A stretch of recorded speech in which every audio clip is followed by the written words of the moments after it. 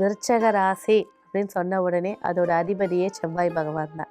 அப்போது இன்றைக்கி எப்படிங்க இருக்க போகுது? செவ்வாய் 4ல் ராகு, 5ல் சனி, 10ல் கேது. முட்டியை அசைக்க முடியல.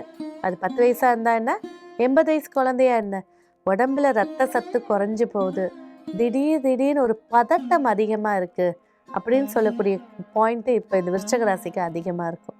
அதே போல் சொத்து பிரச்சனையால் பாதிக்கப்படுறவங்க விருச்சக ராசி நேயர்கள். அப்போ என்னங்க செய்யணும்? இன்றைக்கி கண்டிப்பாக வழிபட வேண்டிய தெய்வம் அப்படின்னு பார்த்தீங்கன்னா முருகப்பெருமான் தான். எப்படி இருக்கணும் முருகப்பெருமான்?